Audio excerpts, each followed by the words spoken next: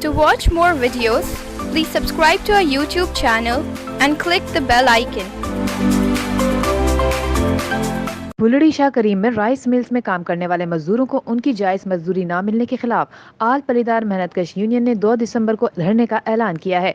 आल पलीदार मेहनतकश यूनियन जिला टंडो मोहम्मद खान के सदर नवेद नूनारी और नायब सदर रमजान मल्ला ने प्रेस क्लब बुलड़ी शाह करीम में प्रेस कॉन्फ्रेंस करते हुए कहा कि बुलड़ी शाह करीम में राइस मिल्स में मजदूरी करने वाले मजदूरों को उनकी जायज मजदूरी नहीं दी जा रही है। उन्होंने कहा कि राइस मिल्स मालिकान मजदूरों पर जुल्म कर रहे हैं। राइस मिल्स मालिकान का हमारे साथ मुआहदा होने के बावजूद मिल्स मालिकान मुआहदे पर अमल नहीं कर रहे। उन्होंने आला हुकाम से अपील की कि राइस मिल्स मालिकान और आल पलीदार मेहनतकश जिला टंडो मोहम्मद खान की यूनियन के दरमियान जो मुआहदा हुआ है उस पर अमल करवाया जाए, वरना 2 दिसंबर को बुलड़ी शाह करीम में आल पलीदार मेहनतकश यूनियन की जानिब से धरना दिया जाएगा।